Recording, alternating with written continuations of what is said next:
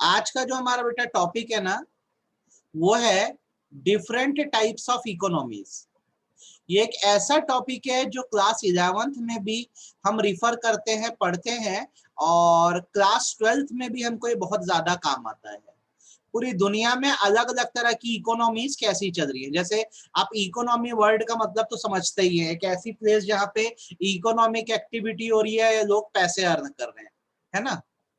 First chapter खत्म हो गया। ये एडिशनल कंसेप्ट बता रहा हूँ, फिर आपको क्वेश्चंस दूंगा, आप मेरे को क्वेश्चन बना के देना, ठीक है। फर्स्ट चैप्टर वैसे खत्म हो गया आपका। आपको मैं ये बताना चाहता हूँ कि पूरी दुनिया में अलग अलग तरह की इकोनॉमीज कैसी चलती है, और फिर मैं आपको क्वेश्चन दे रहा हूँ, आप मेरे को क्वेश्चन फटाफट बना के दोगे अभी। बच्चों ध्यान रखो, पूरी दुनिया में 3 तरह की इकोनॉमीज चलती है।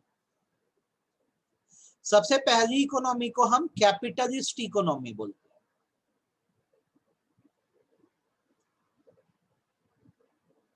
ठीक है।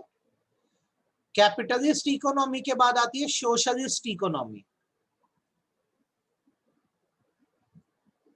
और सोशलिस्ट के बाद आती है मिक्स्ड इकोनॉमी। पूरी दुनिया में याद रखो 3 तरह की इकोनॉमीज चलती हैं, कैपिटलिस्ट इकोनॉमी, सोशलिस्ट इकोनॉमी और mixed economy.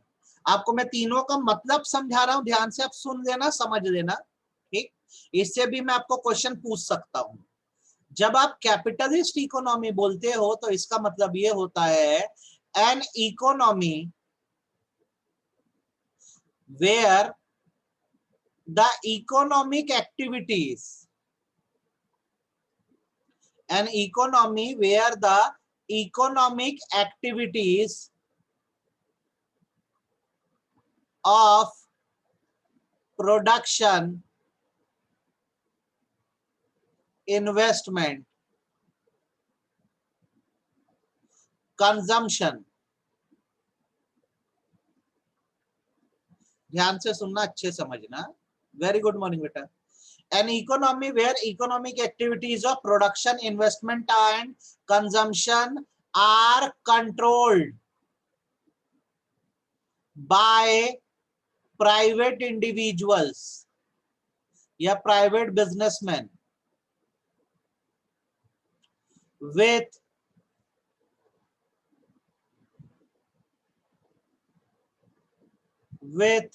no interference of government।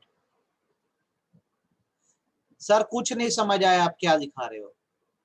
मैं आज आपको पढ़ा रहा हूं बेटा कि पूरी दुनिया में जब आप इकोनॉमीज बोलते हो तो अलग अलग तरह की इकोनॉमी है, कोई दिक्कत नहीं बेटा, अलग अलग तरह की इकोनॉमी है।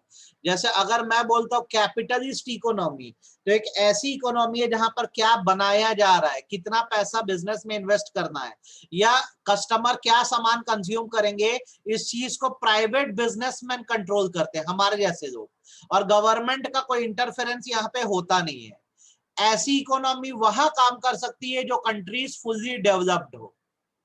अगर एक कंट्री फुल्ली डेवलप्ड है, मतलब जिसके बहुत पैसा है, तो वहां पर कुछ भी बनाया जा सकता है, कुछ भी बेचा जा सकता है, तो गवर्नमेंट बोलती है कि वहां के बिजनेसेस में हम इंटरफियर नहीं करेंगे, जिसको जो बनाना है बनाए, जो बेचना है बेचे, हमको कोई दिक्कत नहीं है। इसका मैं आपको बेस्ट एग्जांपल अगर दूं तो यूएसए है।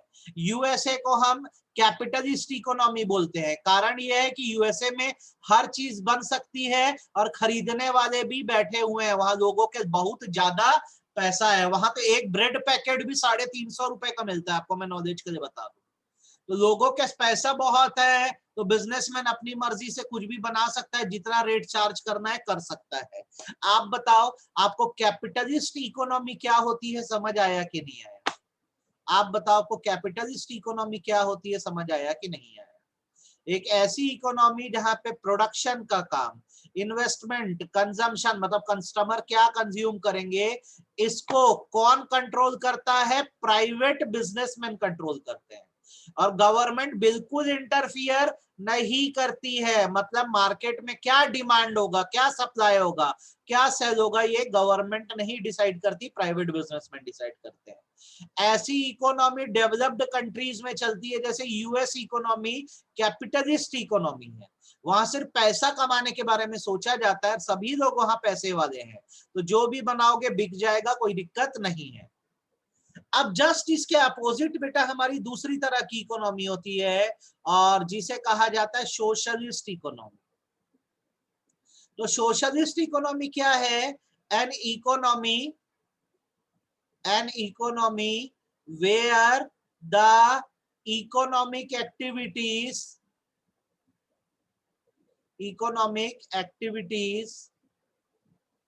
ऑफ क्या क्या?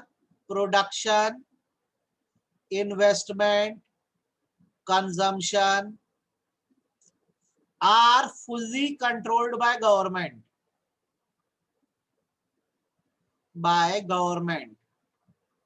with no interference of private businessmen।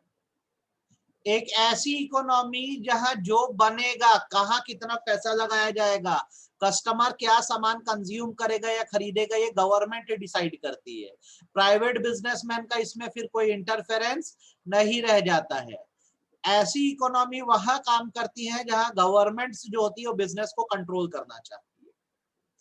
तो जितनी दुनिया में अंडर डेवलप्ड इकोनॉमी है, मतलब जो अभी पूरी तरह से डेवलप नहीं हुई है, वहां पर बेसिकली क्या होता है? सोशलिस्ट इकोनॉमी चलती है। जैसे एग्जाम्पल के तौर पे अगर मैं बताऊं तो भूटान इसका एक एग्जाम्पल है, नॉर्थ कोरिया इसका एक एग्जाम्पल है। यहाँ पे बेसिकली प्राइवेट बिजनेसमैन अपनी मर्जी से किसी चीज का प्राइस नहीं चार्ज कर सकता कि मैं जो बनाऊंगा, जिस रेट में बनाऊंगा आपको खरीदना पड़ेगा। गवर्नमेंट बोलती है अगर कुछ बनाओगे तो हमसे पूछ के बनाओगे, सामान का रेट वही रखोगे जो हम बोलेंगे, उससे ज्यादा रेट तुम रख नहीं सकते। तो इसे सोशलिस्ट इकोनॉमी बता रहा हूं बेटा नीरा, जब क्लियर हो जाएगा तुमको ये चीज एकदम। ये तो अगर कोई इकोनॉमी एकदम डेवलप्ड है, खूब पैसे वाली है, तो वो कैपिटलिस्ट इकोनॉमी है। वहां पर प्राइवेट बिजनेसमैन अपनी मर्जी से जो करना है कर सकते हैं, जो बनाना है बनाए, जो बेचना है बेचे। सोशलिस्ट इकोनॉमी जस्ट इसका अपोजिट है, एक ऐसी इकोनॉमी जहां गवर्नमेंट बिजनेसेस को चलाती है, वहां पे प्राइवेट बिजनेसमैन प्रॉफिट कमाने के बारे में ज्यादा नहीं सोच सकता। अब आप बताओ आपको कैपिटलिस्ट और सोशलिस्ट समझ आया कि नहीं आया? आपको कैपिटलिस्ट और सोशलिस्ट समझ आया कि नहीं? हाँ या ना करके बताओ मेरे।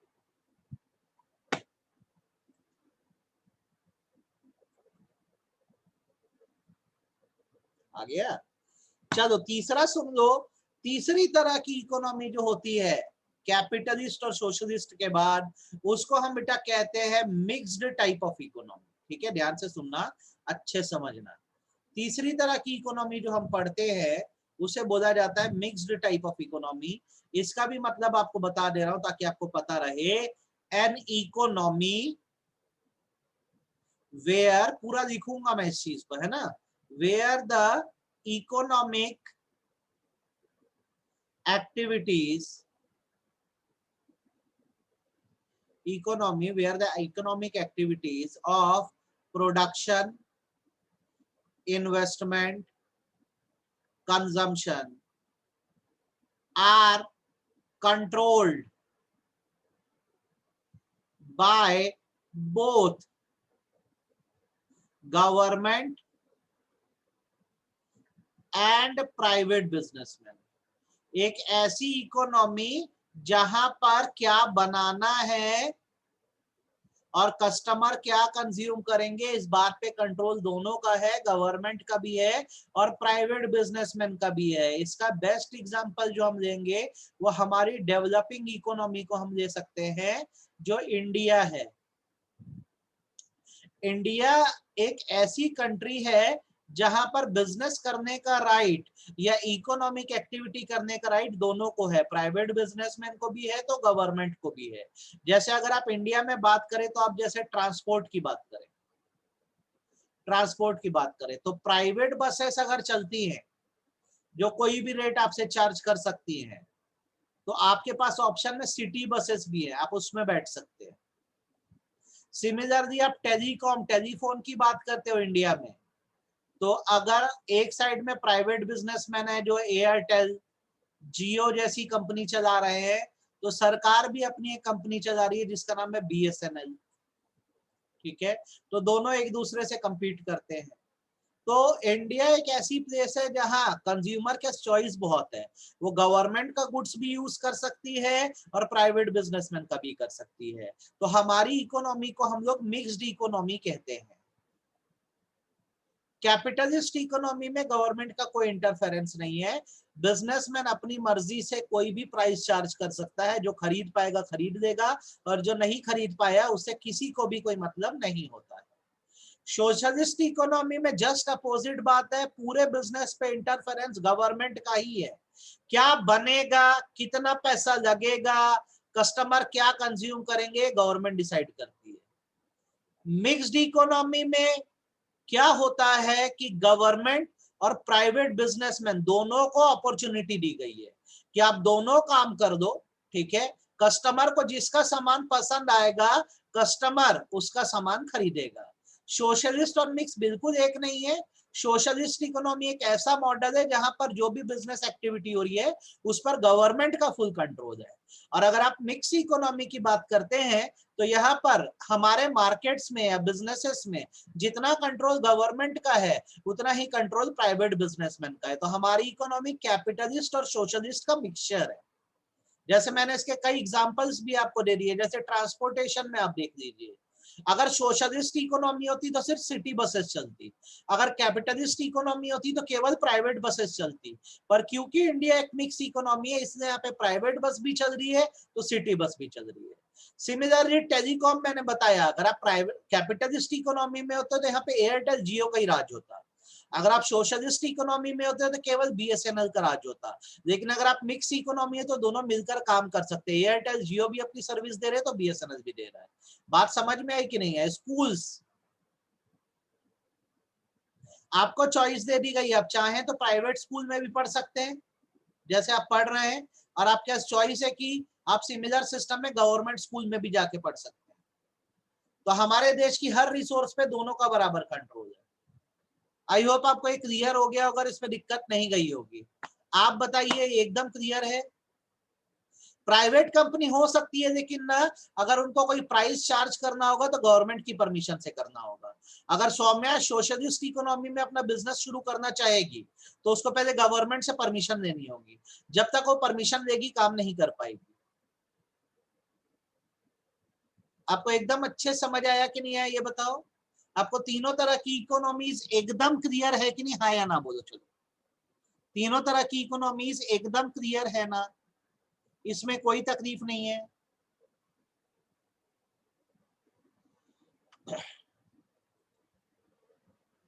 क्लियर है। अब क्या करते हैं, क्वेश्चंस बनाते हैं कुछ, और ये आप मेरे को ना अभी बना के दो। आप मेरे को ये बना के दो, ठीक है। ये आपको मैंने सारा बता दिया है, सारी चीज। मंडे से तो मैं नया चैप्टर चालू करा रहा हूँ। मैंने आपको शायद बोला था मई के महीने में पूरा माइक्रो इकोनॉमिक्स के मैं 2-3 आपको यूनिट करा डालूंगा, फिर जून के महीने में आगे करेंगे। मैंने शायद ऐसा बोला हुआ है आपको, मुझे जितना ध्यान है मैंने बोला है, ठीक। अब ना कुछ क्वेश्चंस दे रहा हूँ बेटा, ये बना के मेरे को बता दो इसका आंसर, ठीक है, ताकि मेरे को भी पता रहे आपको आता है। आपके लिए क्वेश्चन नंबर 1 ये है और आप मेरे को उसका फटाक से आंसर दे दो। In economics the economic problem is the problem of dash. Economics में इकोनॉमिक प्रॉब्लम कौन सी है बताओ, क्या प्रॉब्लम है हमारी इकोनॉमी में, प्रॉब्लम क्या है। The problem of choice is the main problem. ये प्रॉब्लम क्यों आ रही है, तो इसके 3 कारण हैं, आपको पता है वो बताओ 3 कारण क्या है। ये चॉइस की प्रॉब्लम क्यों आ रही है, व्हाट आर द 3 प्रॉब्लम्स बताइए।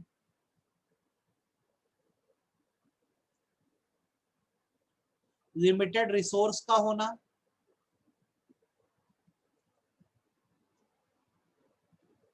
अनलिमिटेड वांट्स का होना, और सब चीजों का अल्टरनेटिव यूज। मतलब ये समझते हो, इसमें तो कोई दिक्कत है नहीं आपको। इस सवाल का जवाब दो, क्या होगा?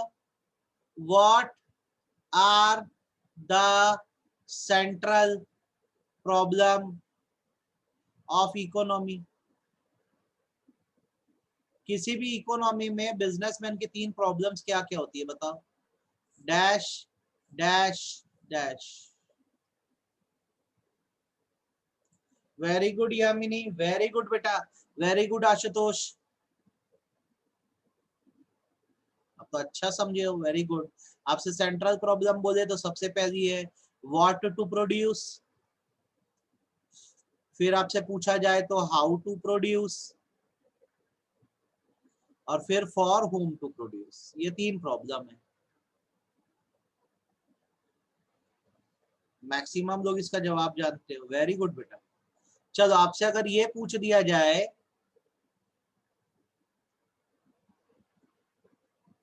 वेरी गुड बेटा, वेरी गुड, आपने एकदम सही बताया। आपको इकोनॉमिक्स का मतलब पता है, आपको सेंट्रल प्रॉब्लम ऑफ इकोनॉमी पता है। अगर आपसे क्वेश्चन ये पूछा जाता है कि dash is the cost of sacrifice, तो क्या आंसर होगा इसका आपका? Dash is the cost of sacrifice.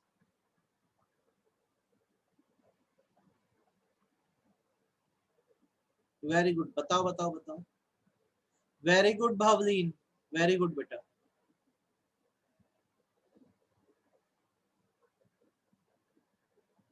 Opportunity cost is the cost of sacrifice.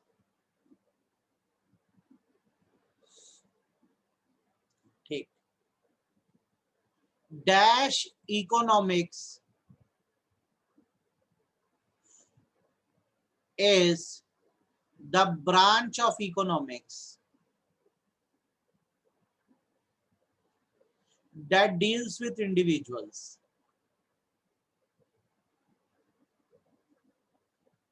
Economics की वो ब्रांच जो एक इंडिविजुअल से डील करती है, वो क्या कहलाती है?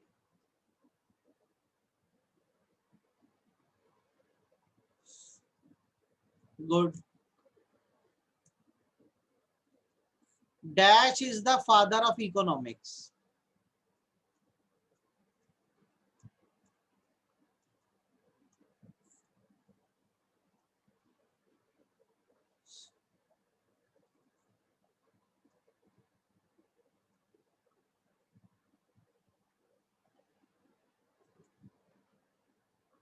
Good.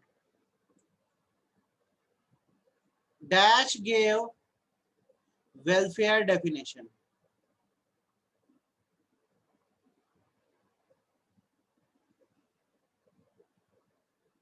Dash gave welfare definition.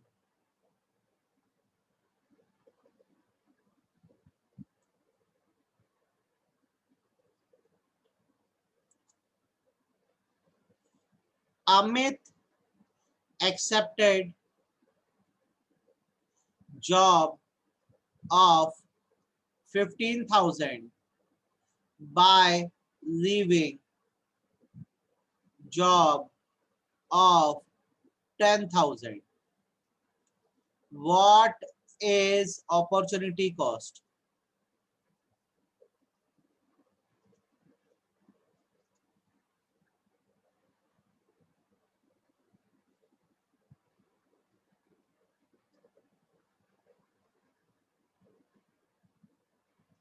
$10,000 is the opportunity.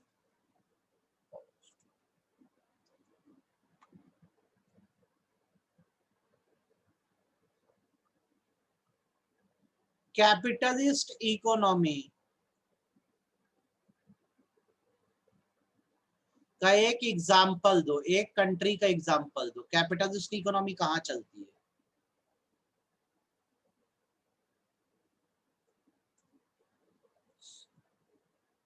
USA में चलती है। Dash is the most probable combination of two goods which can be made from limited resource.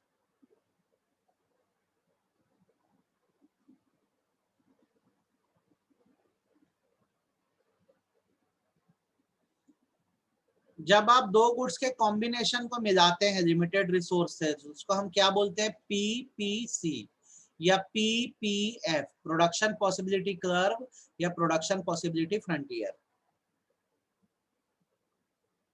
है ना?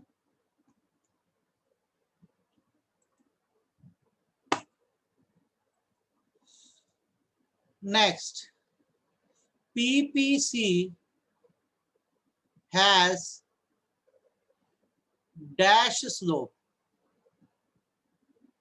Option is upward, downward.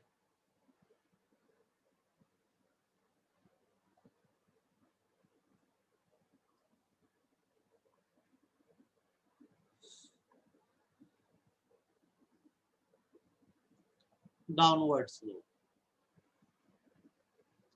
मैं ये जो डायग्राम बना रहा हूं ये बताना ये क्या है।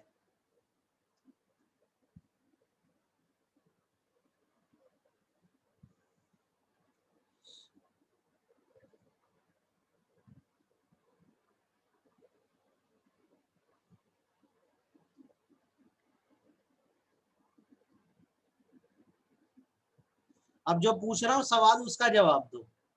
यहाँ पे ई पॉइंट क्या कह जाएगा और एफ पॉइंट क्या कह जाएगा? ई पॉइंट क्या कह जाएगा, एफ पॉइंट क्या कह जाएगा? बताओ। Very good Mark, very good Ashutosh, very good Tanisha.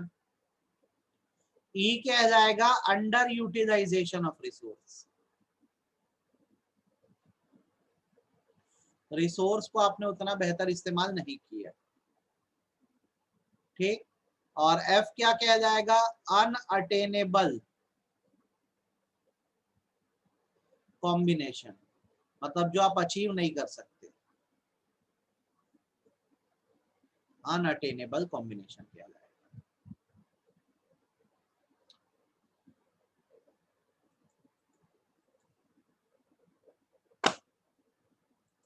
अगला सवाल आपके लिए, बहुत सारे अपन क्वेश्चन अनलिमिटेड वे में बना सकते हैं, कोई लिमिट नहीं है क्वेश्चंस की, हम बेहतरीन जब तक ना हो जाए बना सकते हैं। ये x है, ये मेरा y है, ठीक। ये एक कर्व है आपका, कॉम्बिनेशंस का a दे दे रहा हूँ, b दे दे रहा हूँ, c दे दे रहा हूँ और ये d दे दे रहा हूँ, ठीक है। अब ये कर्व आगे बढ़ गया है, तो इसे क्या बोला जाता है? यहाँ पे क्या हो रहा है? डैश ऑफ पीपीसी हो रहा है। यहाँ पे क्या हो रहा है?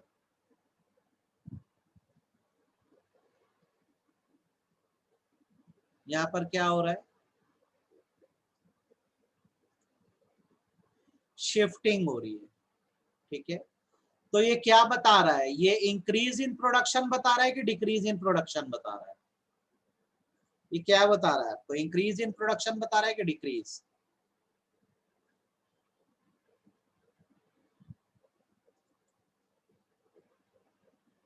ये बता रहा है कि प्रोडक्शन इंक्रीज हो गई है। और ये शिफ्ट कैसी है? राइटवर्ड है कि लेफ्टवर्ड है? ये राइटवर्ड शिफ्ट है कि लेफ्टवर्ड शिफ्ट है?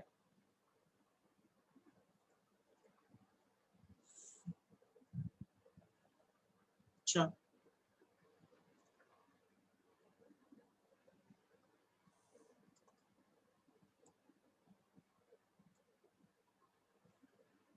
ये क्या डिनोट कर रहा है?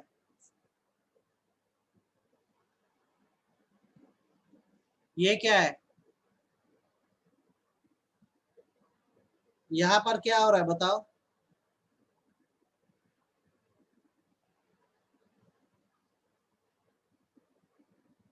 ये क्या हो रहा है?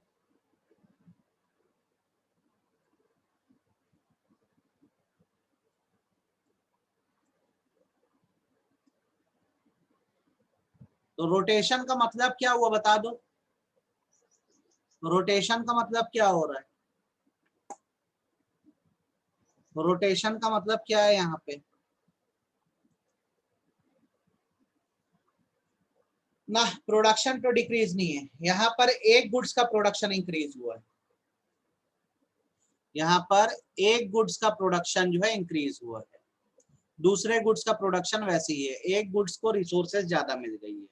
यहाँ पे क्या हुआ है, इंक्रीज तो हुआ है in production of one goods only, एक सामान का प्रोडक्शन बढ़ रहा है। ठीक, अगला सवाल,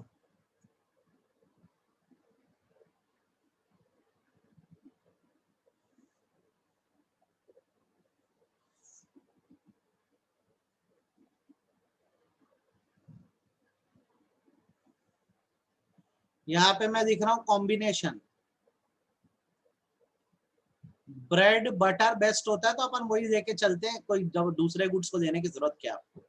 A B C D E 30, तो यहाँ पे डैश है, ठीक है, ये 23 हो रहा है, 22 हो रहा है आपका, और ये 2 हो रहा है, फिर ये आपका 16 हो रहा है तो ये 4 हो रहा है, ठीक है, ये 10 हो रहा है तो ये मैं बोलता हूँ 5 हो रहा है, और ये जब 4 हो रहा है, ठीक है, तो ये 10 हो जा रहा है।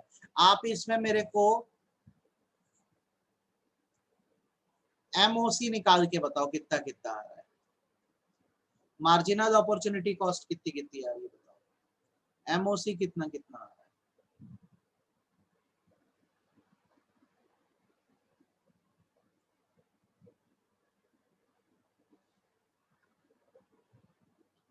पहले में तो कोई है नहीं दिक्कत, दूसरे में ब्रेड पहले 30 बनती थी अब 22 बन रही है, मतलब 8 से सेक्रीफाइस हुई है। पहले बटर बिल्कुल नहीं बनती थी अब 2 बन रही है तो 2 का गेन हुआ है। तो पहले का एमओसी कितना आ रहा है, ए का 4 आ रहा है। फिर ब्रेड पहले 22 बनती थी अब 16 बनती है, मतलब 6 का सेक्रीफाइस है। बटर पहले 2 बनती थी अब 4 बनती है।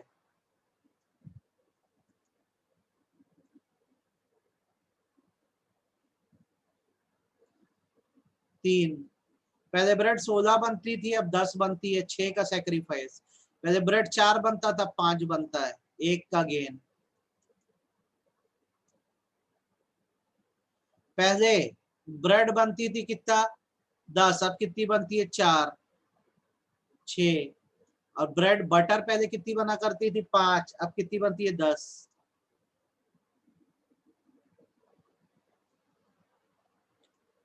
तो ये तुम्हारा हो जाएगा 1.2, ये एमओसी आ गया। आपको मैंने हर सिचुएशन का एमओसी बता दिया, मुझे लगता है बनता है आपसे भी, अब कोई दिक्कत नहीं है, ठीक है। क्या आप सभी को ये बनेगा, कोई तकलीफ है इसमें? अब इसका मेरे को एमआरटी निकालना है, मार्जिनल रेट ऑफ ट्रांसफॉर्मेशन, तो मैं रेशियो बता दूंगा।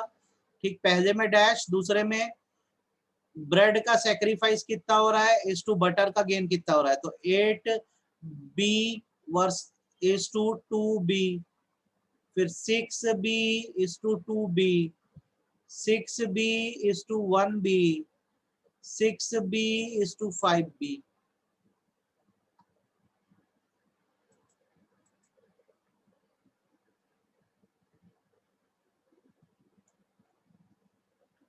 ठीक है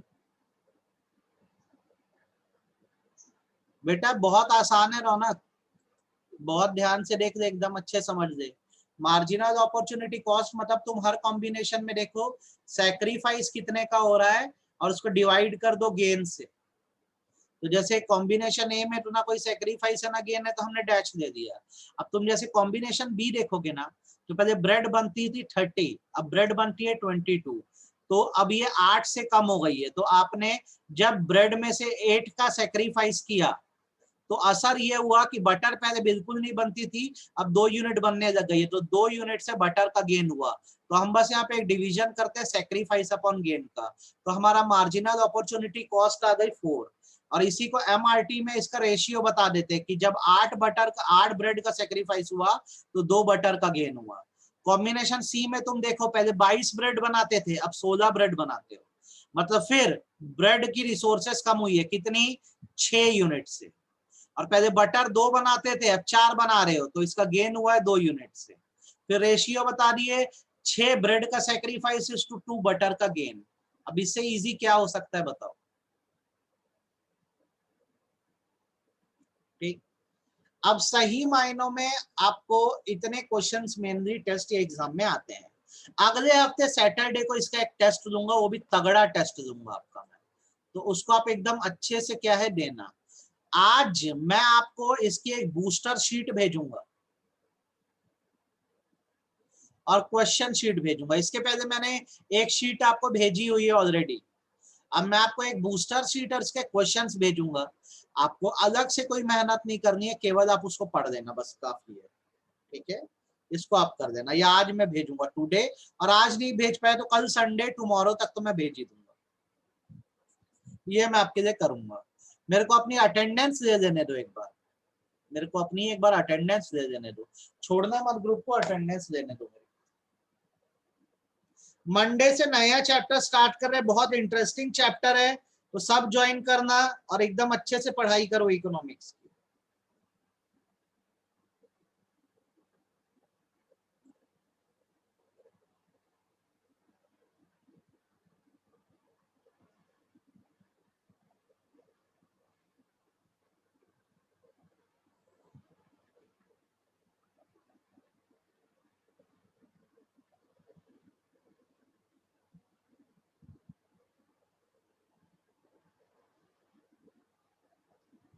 That's it for today बेटा, ये आप करिए, मंडे से नया चैप्टर हम लोग शुरू कर देंगे।